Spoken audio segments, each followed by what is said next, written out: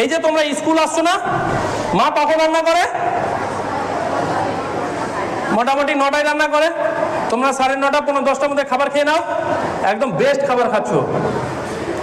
আমাদের খাবার রান্না হওয়ার 48 মিনিটের মধ্যেই কিন্তু খেতে হয়। বুঝতে পারলাম? 48 মিনিট যেই পার হবে ও খাবারের পুষ্টিগত মান ধীরে ধীরে ধীরে ধীরে ধীরে ধীরে ধীরে ধীরে কমতে থাকে। তোমরা এখন ঠিক খাবার খাচ্ছ, স্কুল আসছো ঠিক, স্কুল থাকছে না তখন কিন্তু রান্না কখন হয়েছে, খাচ্ছ কখন। এই জিনিসগুলো না ব্রেনের মধ্যে বসাতে হবে, এই জিনিসগুলোকে ভালো করে ফলো করতে হবে। তাহলে প্যাকেজিং যে কোনো জিনিস আমরা খাবো। চা, আমের জুস, মৌসুমের জুস, কমলা লেবু জুস, ভাই মার্কেট থেকে ফল কিনে এসো, নিজে জুস বানাও বা ফল